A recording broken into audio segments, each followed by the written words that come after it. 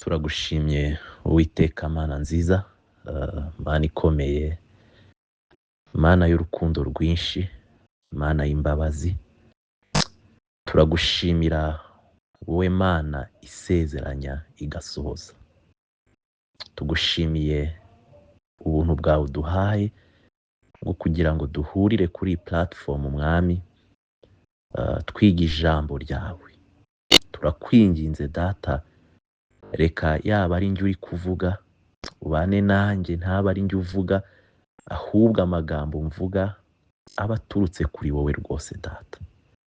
Kandi ndasengera abavandimwe bazumva iyi nyigisho kugira ngo Mwami uzayikoreshe mu gutuma abatarakwizera Mwami bakwizera, kandi n'abakwizeye barushaho gukomera mu kukwizera no kugukunda. Reka ubuntu bwawe bubane natwe nk'uko wadusezeranyije ngo aho babiri cyangwa batatu bateraniye nawe uzaba uhari. Tubone presence yawe Mwami, tukubone uganiriza imitima yacu. Urakoze kuko uri Imana yumva gusenga, tubisabye byose twizeye mu izina rya Yesu Kristo Umwami wacu, amen. Yesu ashimwe bavandimwe. Ndashima Imana ko yongeye kungirira ubuntu kugira ngo tubane muri uyu mwanya wo kwiga ijambo ryayo kuri iyi platform. Nitwa Karanganwa Frederic, ninjye wagiriwe ubuntu wo kugira ngo tubashe gusangira ijambo ry'Imana muri uyu mugoroba. Uyu mwanya tugiye kwiga kuri topic nziza, aho baduteguriye kwiga ku isezerano rya Dawidi, aho tugiye kurireba tukareba isezerano rya Dawidi ry'ubwami iryo ari ryo, tukareba icyo risobanuye, tukareba aho rihuriye n'isezerano ry'umwami wacu Yesu Kristo. Ndabasaba rero kugira ngo tugendane, abahari babasha gusoma muri Bibiliya zabo, dusome hanyuma dukomeze twiga ijambo ry'Imana yaduteguriye uyu munsi. Umurongo baduhaye wo gusomamo ni mu Ngoma za mbere igice cya 17 umurongo wa 7 kujya ku wa 14. Reka twasome twihuta. Nuko ubwira umugaragu wanjye Dawidi uti, Uwiteka Nyiringabo avuze atya ati, nagukuye mu rugo rw'intama no mu bwungeri bwazo ngo ube umwami w'ubwoko bwanjye bwa Isiraheli. Kandi nabanaga nawe aho wajyaga hose, nkarimbura abanzi bawe bose imbere yawe, kandi nzaguha izina rihwanye n'amazina y'abakomeye bo mu isi. Kandi nzagerera ubwoko bwanjye bwa Isiraheli ahantu mpabashinge, bahature habe ahantu habo bwite, be kuzimuka ukundi, kandi abanyarugomo ntibazongera kubaburabuza nk'ubwa mbere, nko mu gihe nategekeye abacamanza gutwara ubwoko bwanjye bwa Isiraheli. Nzajya nshogoza ababisha bawe bose, kandi ndakubwira yuko Uwiteka azakubakira inzu. Kandi iminsi yo gusanga abasogokuruza nigera, nzahera ko mpagarike urubyaro rwawe rukuzungure, umwe wo mu bahungu bawe nkomeze ubwami bwe, uwo ni we uzanyubakira inzu, kandi nzakomeza ingoma ye iteka ryose. Nzamubera se, nawe azambera umwami, sinzamukuraho imbabazi zanjye nk'uko nazikuye ku wakubanjirije, ahubwo nzamubesha mu nzu yanjye no mu bwami bwanjye iteka ryose, kandi ingoma ye izakomezwa iteka ryose. Ayo magambo yose nuko kwerekwa kose niko Natani yabwiye Dawidi. Amen. Aya magambo dusomye uyu munsi, tubona neza ari igihe Dawidi yari amaze kwima ingoma, aho tubona ko yari amaze kuba umwami wa Isiraheli nyuma y'uko Sawuli apfa, hanyuma akabanza gutwara ubwoko bw'Abayuda, aho yayoboye aho bitaga Heburoni, tukabona biri mu bice bya mbere, turebye mu gice cya 11 cyo mu ngoma za mbere, ushaka kuhasoma yazasoma. Hanyuma niho tubona Dawidi yima ingoma i Heburoni, ahamara imyaka 7. Arangije kuhamara imyaka 7 ari umwami w'Abayuda, ubwo w'agace gato k'Abisiraheli, ari bo bwoko bw'Abayuda. Tukabona Abisiraheli nabo andi moko 11 iyo nawe aza akamusanga amubwira ngo ngwino utuyobore nawe, natwe utubere umwami nk'uko Imana yabisezeranyije. Hanyuma aha tubona Dawidi abamaze kwima, yarageze i Yerusalemu, amaze gutsinda Abayebusi. Icyo gihe ubwami bwe cyangwa aho yima ingoro ye ayishyira i Yerusalemu. Icyo gihe yari amaze gutsinda Abayebusi bari batuye i Yerusalemu.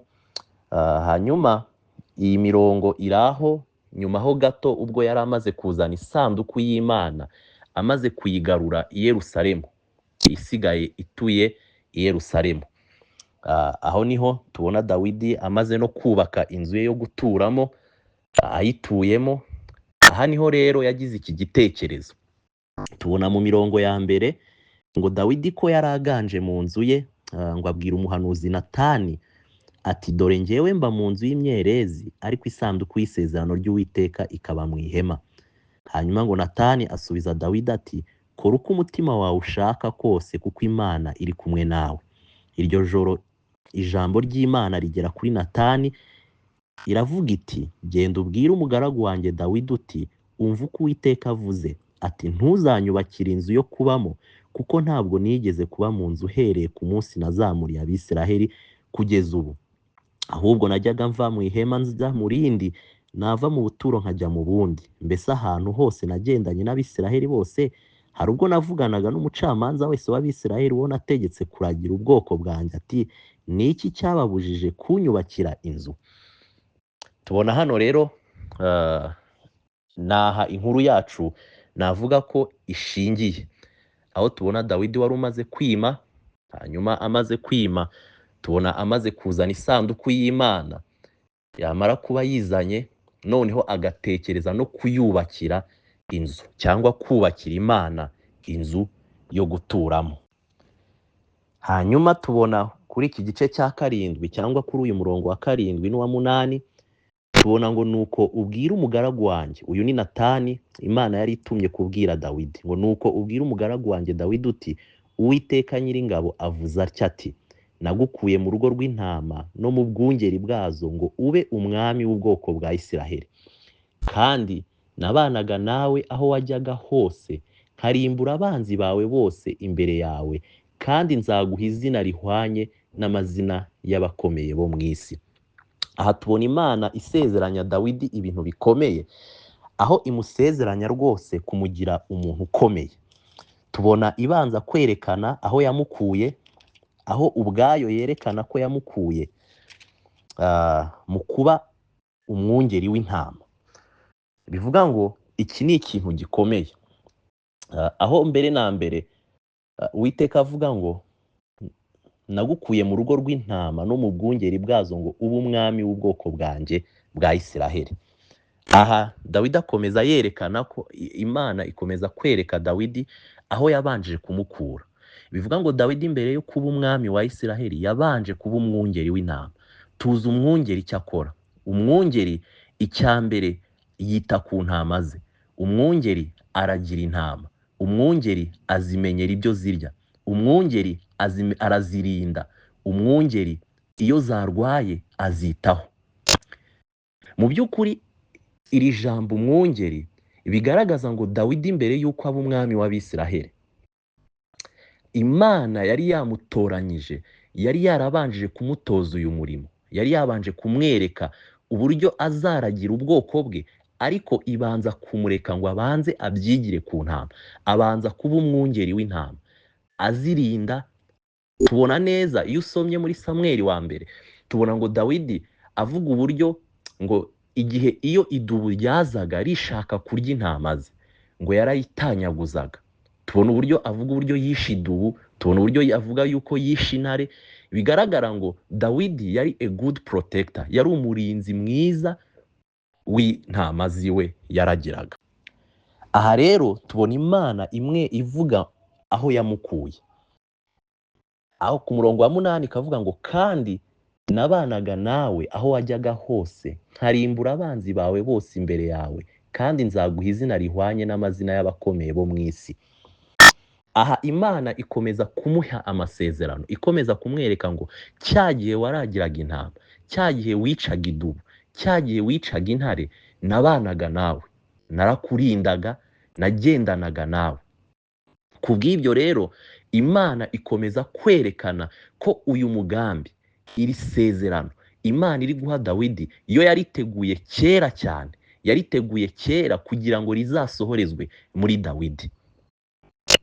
Aha rero haratwereka ikintu gikomeye, haratwereka uburyo iri sezerano ryari isezerano Imana yahaye Dawidi, ariko rikaba n'isezerano Imana ubwayo yirindiye.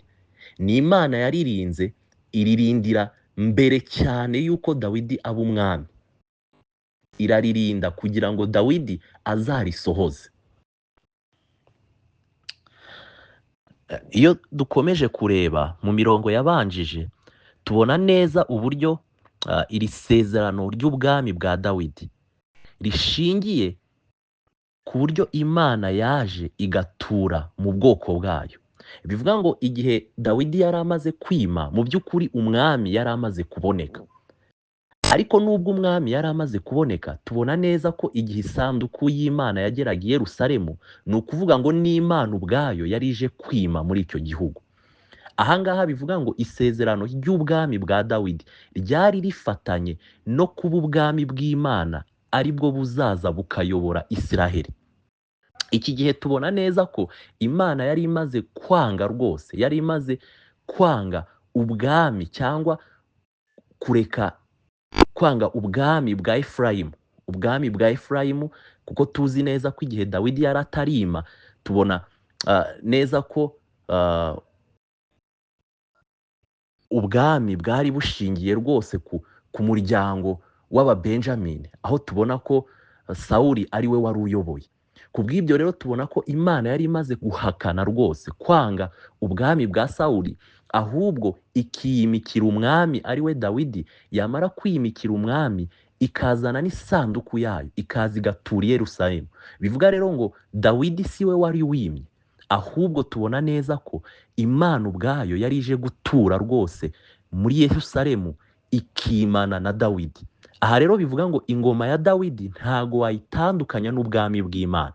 Byari ibintu bibiri bifatanye ku buryo nta kintu na kimwe wabasha gutandukanya. Ibyo nureba neza kuri uyu murongo wa 5 w'iki gice cya 17, tubona Dawidi Imana ituma kuri Natani imubwira ngo kuko ntabwo nigeze kuba mu nzu uhereye ku munsi nazamuriye Abisirayeli kugeza ubu, ahubwo najyaga mva mu ihema nkajya mu rindi, nava mu buturo nkajya mu bundi. Aha tubona ko Imana iri kwereka Dawidi uburyo yemeye kwicisha bugufi. Igihe Abisirayeli batagiraga aho batuye, Imana ikagendana nabo urwo rugendo, ikagendana nabo urwo rugendo. Igihe bari abanomade badafite igihugu, uko bagenda badafite aho batuye, Imana niko yagendanaga nabo. Bigaragaza kwicisha bugufi cyane kw'Imana kugira ngo ibane n'ubwoko bwayo. Twongera kubona neza aho umuhanuzi Natani, ubwo Dawidi ku murongo wa mbere w'iki gice cya 17, ngo Dawidi ngo nuko Dawidi aganje mu nzu ye abwira umuhanuzi Natani ati dore njyewe mba mu nzu y'imyerezi, ariko isanduku y'isezerano ry'Uwiteka ikaba mu ihema. Ngo Natani asubiza Dawidi ati kora uko umutima wawe ushaka kose, kuko Imana iri kumwe nawe. Mu by'ukuri nubwo iyi mvugo Natani yari akoresheje itari imvugo ikwiriye, aho yabwiye Dawidi ngo akora uko umutima we ushaka, ngo kuko Uwiteka ari kumwe nawe, ariko tubona neza ko munsi Imana nayo ubwayo ikonfaminga ibi bintu Natani yamubwiye. Aho tubona ku murongo wa 8 ngo kandi ngo nabanaga nawe aho wajyaga hose nkarimbura abanzi bawe bose imbere yawe, kandi nzaguha izina rihwanye n'amazina y'abakomeye bo mu isi. Bivuga ngo Imana ahangaha ikonfaminze, yemeje ibyo Natani yari ari kubwira Dawidi, aho Dawidi yatekerezaga kubakira inzu Imana, ariko Natani agahita amusubiza amubwira ngo nakora uko ashaka, uko umutima we umubwira, ngo kuko Uwiteka ari kumwe nawe. Mu mirongo yo munsi tubona rwose ko Imana imwibwirira ngo ntuzanyubakira inzu yo kubamo, aho Imana ihakana ibyo Natani yari yamubwiye. Nibyo koko nagendanye na Dawidi, nibyo koko nabanye na Dawidi, ariko si uzanyubakira inzu. Ariko yemeza icyo Natani yamubwiye, ngo kuko Uwiteka ari kumwe nawe. Bivuga ngo nubwo Natani yari yibeshye abwira Dawidi ngo kuko Uwiteka ari kumwe nawe, genda ukora uko ubyumva, Imana munsi ikamukosora ikamwereka ngo hoya, si Dawidi uzanyubakira urugo, si Dawidi uzanyubakira inzu, kuko inzu si we uzayubaka. Hanyuma ariko yemeza kuri uyu murongo wa 9 kimwe mu byo yari yamubwiye. Bivuga ngo nabanaga nawe. Uku kubana bikonfaminga ikintu rwose tubona muri Matayo, aho tubona ngo Emmanuel, Imana iri kumwe natwe. Bivuga ngo Dawidi yazanye no concept yo kuvuga ngo Imana yaramanutse ibana natwe, nk'uko Dawidi Imana iri kumubwira ngo nabanaga nawe, aho wagendaga hose nabanaga nawe, narakurindaga, nabaga ndi hafi yawe. Ibyo rero bitwereka icyo Imana iza gusohoza, yerekana icyo yashakaga kuvuga muri Matayo, aho yavugaga ngo azitwa Emmanuel, Imana iri kumwe natwe.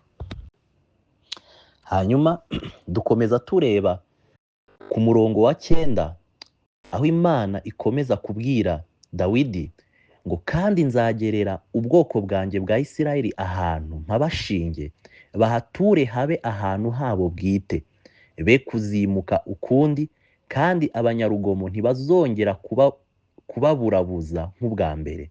Nko mu gihe nategekeye abacamanza gutwara ubwoko bwanjye bwa Isiraheli, nzajya nshogoza ababisha bawe bose, kandi ndakubwira yuko Uwiteka azakubakira inzu. Aha turabonamo ikindi kintu gikomeye, aho ibyo Dawidi yari yamaze kwiyemeza, aho we yumvaga abwira umuhanuzi Natani ngo ndashaka kubakira Imana inzu. Tubona neza kuri uyu murongo wa 10 Imana ubwayo imubwira ngo hoya, si wowe uzanyubakira inzu, ahubwo ninjye ushaka kukubakira inzu.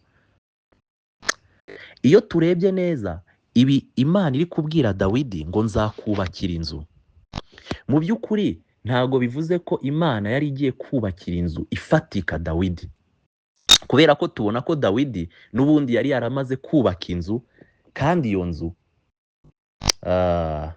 nko ku murongo wa 1 ko batubwira ngo nuko Dawidi aganje mu nzu ye abwira umuhanuzi Natani ati dore ngewe mba mu nzu y'imyerezi, ariko isanduku y'isezerano ry'Uwiteka ikaba mu ihema. Bivuga ngo Dawidi yari asanzwe ari mu nzu y'imyerezi, ayituyemo inzu nziza rwose. Kubw'ibyo kuri uyu murongo wa 10 Imana kumubwira ngo ngiye kukubakira inzu, ntago ari ukumwibwira ngo ngiye kukubakira inzu iyi yo guturamo, ahubwo Imana iri kumubwira ngo nzakubakira ubwami, nzagukomeza, nzakugira umwami ukomeye rwose. Bivuga ngo Imana iri kumubwira ngo ngiye kukubakira ubwami, ubwami bwawe buzaba ubwami butanyeganyezwa.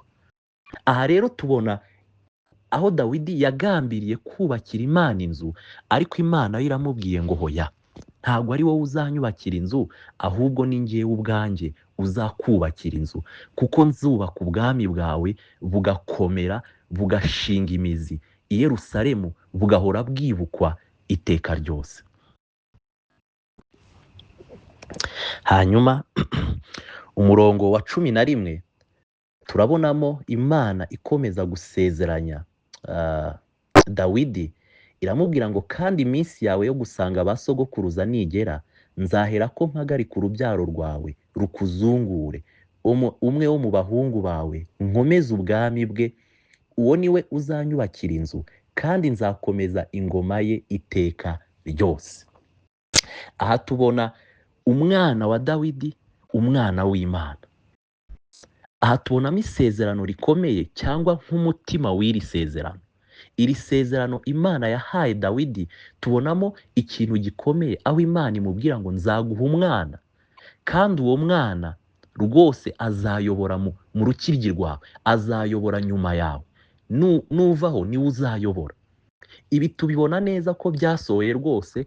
Umwana wa Dawidi arayobora igihe Dawidi yapfaga, ari we Salomo. Tubona ko Salomo yayoboye rwose Isiraheli, ariko mu by'ukuri ntago tubona iri sezerano rikomereza muri Salomo wenyine. Kubera iki? Kubera ko uyu murongo wa 12 aho Imana ibwira Dawidi ngo uwo niwe uzanyubakira inzu kandi nzakomeza ingoma ye iteka ryose, turacyakomeza kubona ngo inzu, tugakomeza kubona ngo umwana. Ariko mu by'ukuri hari ikintu Imana ivuze kuri uyu murongo, ngo uwo mwana nzaguha ngo azayobora iteka ryose. Mu by'ukuri iyo dusomye ibyanditswe tubona ko Salomo atayoboye iteka ryose. Kubera iki? Kubera ko tubona ko Salomo yarayoboye, arangije agomera Imana. Amaze kugomera Imana, tubona rwose ubwami bucikamo kabiri, igice cyo haruguru gitwarwa na Yeroboamu, hanyuma Salomo asigara, uwamukomotseho ariho Rehobowamu umwana we, asigara ayoboye ubwoko bumwe gusa bw'Abayuda. Ariko mu by'ukuri tubona ko Salomo yapfuye, ntago yayoboye iteka ryose. Ibivuga rero ngo umwana wa Dawidi ntago ari we Imana yari iri kuvuga, uwo yabyaye mu rukiryi rwe si we yavugaga ko azayobora iteka ryose, ahubwo yavugaga undi. Ese uwo nguwo ninde? Kugira ngo twumve uyu mwami w'iteka Imana, cyangwa umwana w'iteka, umwami w'iteka Imana iri gusezeranya Dawidi, turebe muri Zaburi igice cya 2 umurongo wa 7. Nudushaka duhere ku wa 6, ngo iti ninjye wimikiye umwami wanjye kuri Siyoni umusozi wanjye wera. Ndavuga rya tegeko Uwiteka yarambwiye ati, uri umwana wanjye, uyu munsi ndakubyaye, nsaba nzaguha amahanga ngo abe umwandu wawe. Turebe mu byakozwe n'intumwa igice cya 13 umurongo wa 33.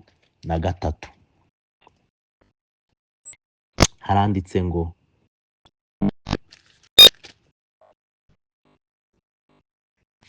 umurongo wa 33, ngo uri umwana wanjye. Duhere ku 32, ngo natwe turababwira inkuru nziza y'isezerano ryasezeranijwe ba sogokuruza, yuko Imana ari twe yabisohorejeho, twebwe abana babo, ubwo yazuraga Yesu, nk'uko byanditswe muri Zaburi ya 2, ngo uri umwana wanjye, uyu munsi ndakubyaye. Hanyuma turebe mu Baheburayo, Abaheburayo igice cya 1 umurongo wa 5, ngo mbese ninde wo mu bamarayika Imana yigeze kubwira iti, uri umwana wanjye, uyu munsi ndakubyaye, cyangwa ngo ivuge iti, nzaba se nawe azaba umwana wanjye. Igice cya 5 umurongo wa 5 haravuga ngo, ni koko na Kristo atihimbarishije kwigira umutambyi mukuru, ahubwo yabihawe n'iyamubwiye iti, uri umwana wanjye, uyu munsi ndakubyaye. Ahangaha rero turabona neza ngo iri sezerano ntago ryavugaga umwana wa Dawidi wenyine ari we Salomo, ahubwo ryavugaga na Kristo uzakomoka mu rukiryi rwa Dawidi, uzakomoka mu bwoko bwa Yuda. Uwo nguwo Imana ikaba ariyo yashimye ko ari we uzatwara ubwami bwayo ubwiteka. Bivuga rero ngo ubwami bwa Dawidi bwashushanyaga ubwami buzaza, ari bwo bwami bwa Kristo buzategeka isi iteka ryose. Aha turabibona neza ko ibi byanditswe bikomeje bitwereka neza ngo uyu nguyu umwana wa Dawidi, uyu nguyu umwami uzategeka iteka ryose, nta wundi ni Kristo. Turebe mu Baroma igice cya 1 umurongo wa 3 n'uwa 4, naho haracyatwereka ngo uyu mwana ninde. Ese koko uyu mwana bari kutubwira ni Salomo uzategeka iteka ryose? Umurongo wa 3 haratubwira ngo, nidushaka duhere ku wa 1, ngo Pawulo imbata ya Yesu Kristo wahamagariwe kuba intumwa kandi watoranyirijwe ubutumwa bwiza bw'Imana, ubwo yasezeranije kera mu kanwa k'abahanuzi bayo mu byanditswe byera buvuga iby'umwana wayo wavutse mu rubyaro rwa Dawidi ku mubiri kandi werekanywe n'ubushobozi ko ari umwana w'Imana mu buryo bw'umwuka wera, bigahamwa no kuzuka kwe, niwe Yesu Kristo umwami wacu, niwe waduhesheje igikundiro no kuba intumwa ku bw'izina rye, kugira ngo mu mahanga yose habemo abumvira Imana babiheshejwe no kwizera. Nguyu uwo mwana wa Dawidi w'iteka ryose, ni Kristo uzategeka iteka ryose, ni Kristo Mesiya uzaza ku isi akayobora ubwoko bw'Imana, agatura mu bantu be, Emmanuel, Imana iri kumwe natwe, akayobora abo Imana yaremye kugira ngo yongere abagarure mu bwami bw'Imana, yongere abagarure mu kuyoborwa n'Imana. Abari baratatanye basigaye biyobora, Kristo abayoboresha inkoni rwose, abereke ubwami bw'Imana, abayobore mu nzira yo gukiranuka. Ikindi tureba kuri iyi mirongo ni ukwibuka umwami nk'umuhuza. Mu by'ukuri umwami ntago yari umuhuza w'isezerano ry'Imana ku bantu gusa, aho tubona neza ko umwami, iri sezerano ry'ubwami Dawidi yari ahagarariye, yahuzaga Imana n'abantu. Ntago icyo ngicyo aracyo yari yashinzwe gusa. Kugira ngo tubibone neza, nureba mu ngoma za mbere igice cya 11 tubona neza ngo igihe Dawidi yari amaze gutoranywa kugira ngo abe umwami wa Isiraheli, ngo yarahiriye cyangwa yarahiriye uburyo azayobora Abisiraheli imbere y'Uwiteka. Bivuga ngo ibi byose biri kugaragaza ubwami bw'Imana, uburyo bwari buhuye rwose n'ubwami bwa Dawidi, aho Dawidi yarahiriye imbere y'Imana. Bivuga ngo yarasezeranyije ubwoko bwa Isiraheli ko azabayobora mu buryo Imana ishaka, mu buryo Imana yategetse, mu gukiranuka kwayo, akurikije ijambo ryayo. Rero Dawidi ntago yari umuhuza w'Imana n'abantu gusa, ahubwo yari n'umuhuza w'abantu n'Imana. Tubona neza ko nusoma ibi bitabo, yaba ingoma za mbere cyangwa abami ba mbere, tubona igihe nyuma y'ubwami bwa Dawidi, tubona neza ko Imana ikomeza kugenda ivuga abami bose bagendaga bagerageza, abatsindwaga ikavuga ngo mbagiriye imbabazi kubw'umwami, ku bwa Dawidi wankiranukiraga, mbagiriye imbabazi ku bwa Dawidi wankiranukiraga. Ibyo tubibona kuri ba Manase, ibyo tubibona ku bandi bami bose bagiye bakurikira Dawidi, aho bagendaga bagomera Imana, ariko Imana ikabagirira imbabazi ngo ku bwa Dawidi no ku bw'isezerano ryayo.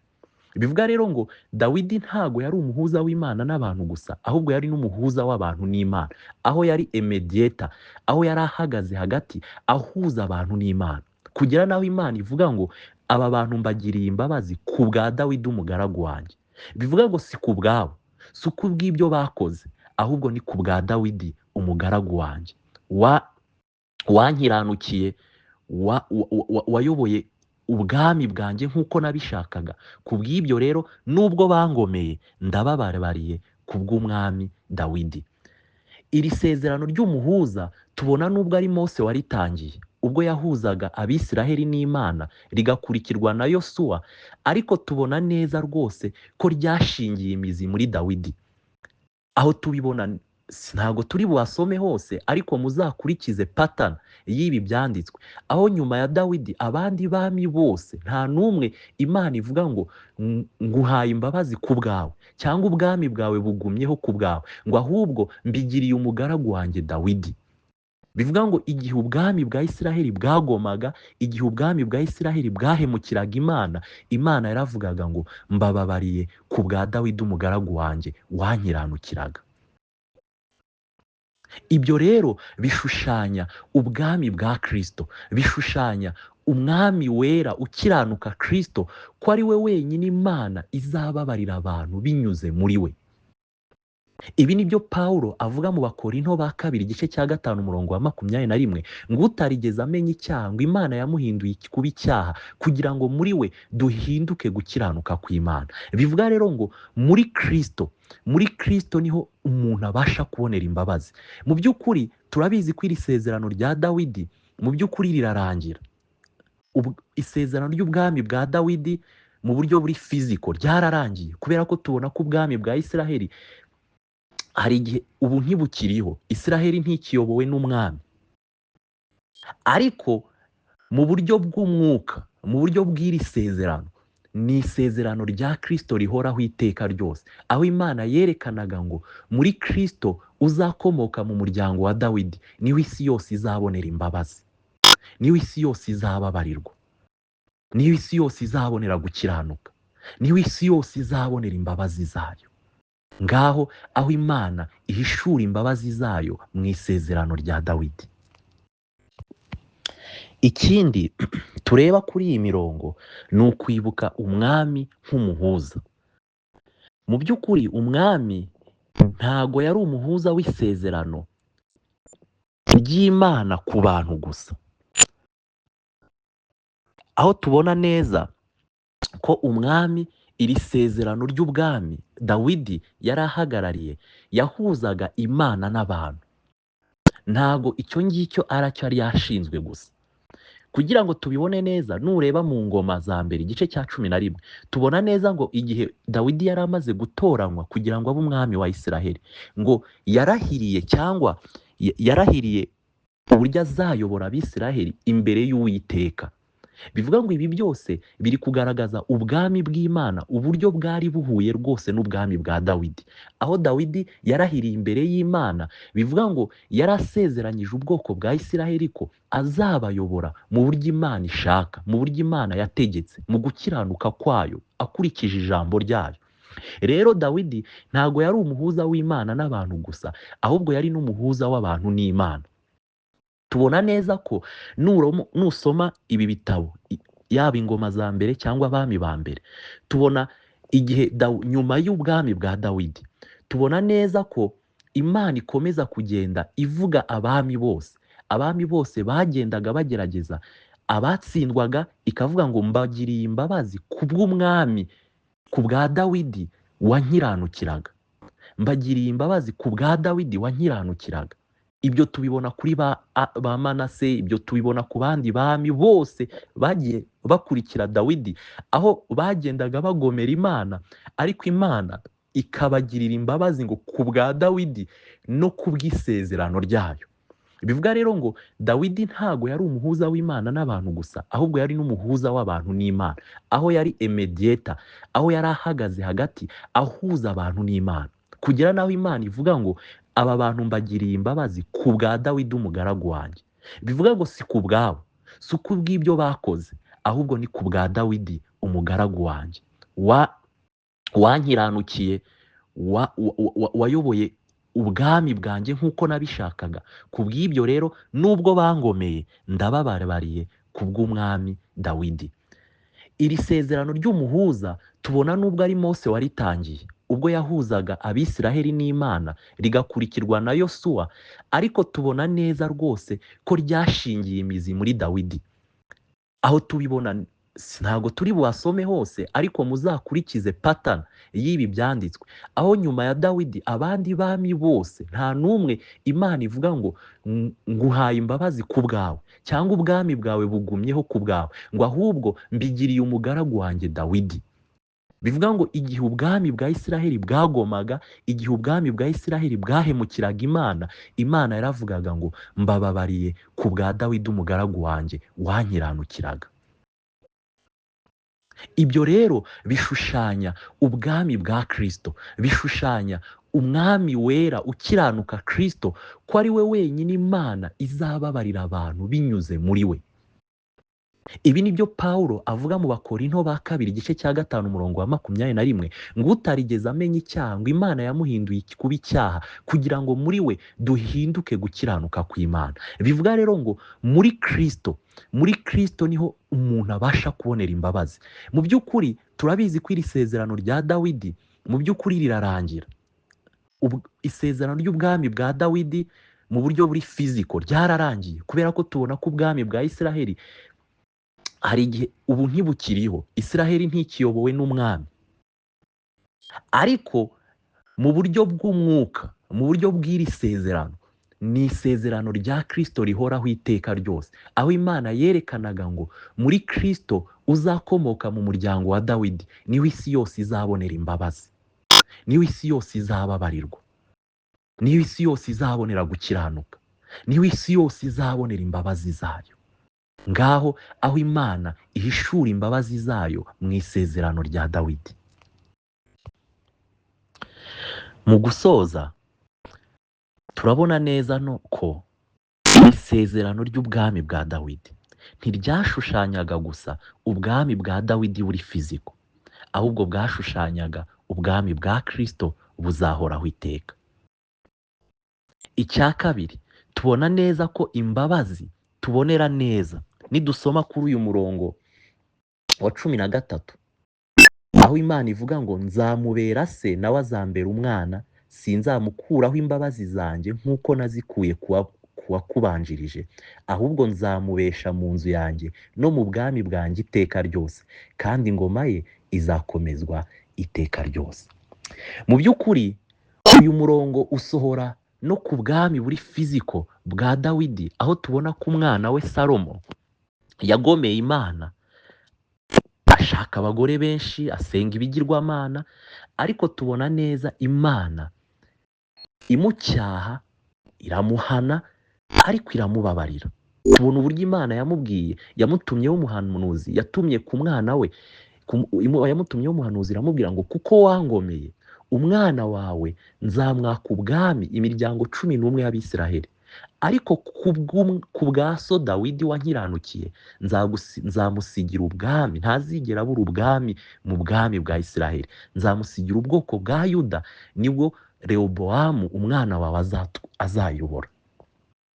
Bivuga rero ngo iri sezerano ryarakomeje, nubwo Salomo yagomeye Imana, ariko iri sezerano Imana yahaye Dawidi yararisohoje, ngo nzacyaha umwana wawe, nzamukubita rwose, ariko ubwami ntibuzigera buva mu biganza byawe. Kubera iki? Ngo kubera Dawidi. Iri sezerano rero ni naryo rikurikira rikomeza no muri Kristo.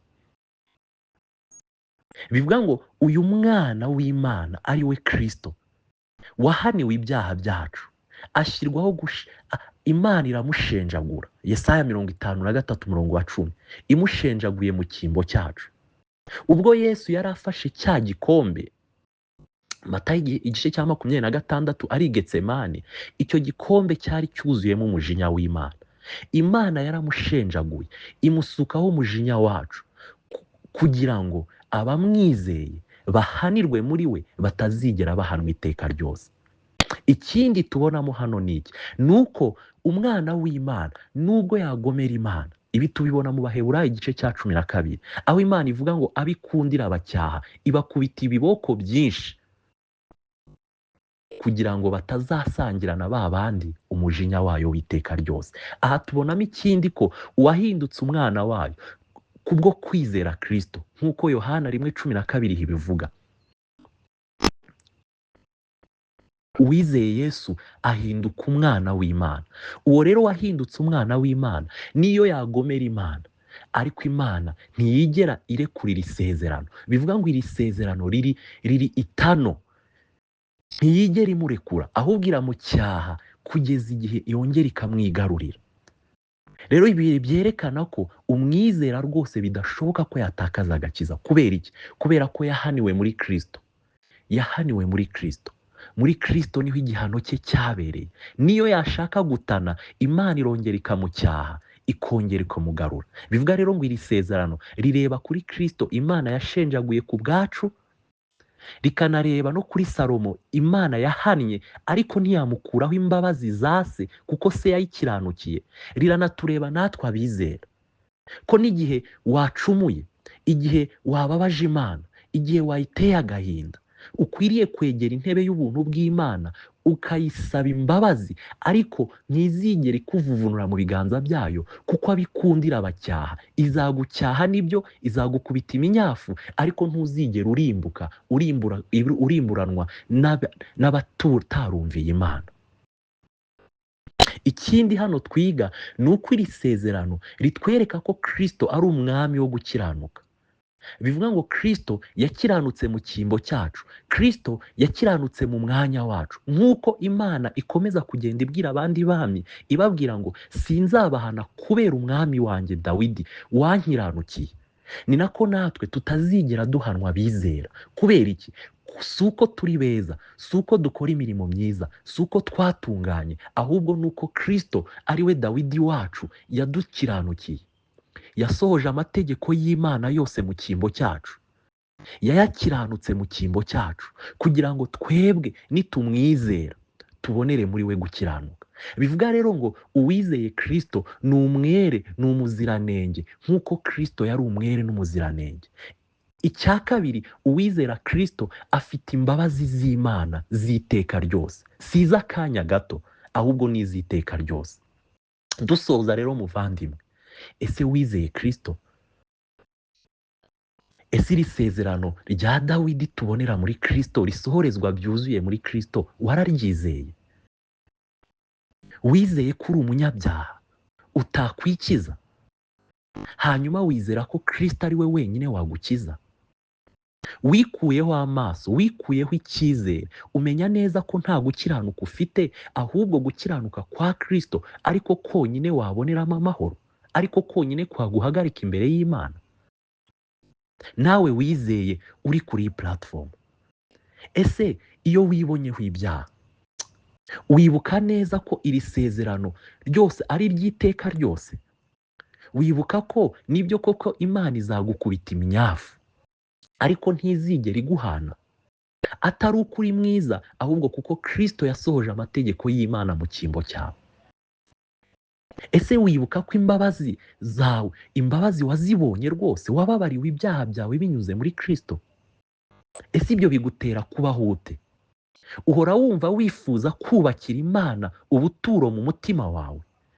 Uhora wumva wifuza kubaho ubuzima butunganye bukiranuka kubwo kuramya ino Mana yaguhaye agakiza kubw'ubuntu? Uhora wumva wakunda bene so ukabitangira kuko uzi neza ko muhuje iri sezerano rya Dawidi? Uhora wumva wajya guterana unezerewe kuko ubizi neza ngo Imana irashaka ko mucyazanya na bene so? Ugeze hehe witandukanya n'icyaha mu buzima bwawe? Kubera ko Emmanuel, Imana iri kumwe natwe, Kristo atuye muri twe, Mwuka Wera atuye muri twe. Uwo Mwuka Wera rero aduha ubushobozi bwo kunesha ibyaha no kubaho ubuzima bukiranukira Imana. Isuzume urebe, ese ahari ntiwaba wishuka ngo warizeye utarizera? Kuko ikimenyetso cy'umwizera nyakuri ni uko atangira guhinduka asa na Kristo, ni uko ubuzima bwe burushaho kugenda bwanga icyaha bukarushaho gukunda Imana, ni uko ubuturo bw'Imana buza bugatura mu mutima we, akarushaho kubaho ahesha Imana icyubahiro kandi akabaho ayiramya muri byose. Ugeze he usa na Kristo? Kuko abo yatoranyije kera ngo yabatoranyirije gushushanywa n'ishusho y'umwana wayo Yesu Kristo, kugira ngo abe imfura muri bene se benshi. Ugeze he usa na Kristo? Ugeze he uhinduka? Ugeze he wanga icyaha? Ugeze he ukunda ijambo ry'Imana? Ugeze he ukunda abana b'Imana? Ndashoje, ariko iri sezerano rya Dawidi rikwibutse ngo Kristo niwe mwami wacu, Kristo niwe butunzi bwacu, Kristo niwe mwami dukwiriye kumvira. Ngeze hehe numvira amategeko ye? Ngeze hehe mwumvira mu mwuzuro we? Mwami, turagushimye, turagushimira imbabazi zawe, turagushimira ko Mwami ibi tubona mu isezerano rya kera byashushanyaga wowe Kristo. Turagushimira ko uyu mwami w'iteka ryose ari wowe Kristo. Turagushimira ko abo utwaye utabatwaza igitugu, ahubwo ubatwaza urukundo rwinshi. Turakwinginze Mwami, reka uwaba ari hano atarakwizera Mwami, ufungure umutima we, umuhe kukwizera, umuhe kuguhanga amaso, umuhe kugutumbira rwose Mwami. Kandi n'uwaba yarakwizeye rwose Mwami, umuhe kubaho ubuzima bugukunda, umuhe kubaho ubuzima bukumvira Mwami. Udushoboze kubaho rwose tuguhesha icyubahiro Mwami, tuba umunyu w'iyi si, tuba umucyo w'iyi si, abatubona bose bahimbaza izina ryawe ku bwacu Mwami. Turakwinginze Data, kandi n'igihe twaguhemukiye tukabona uri kuducyaha, ntibikadutere intege nke ngo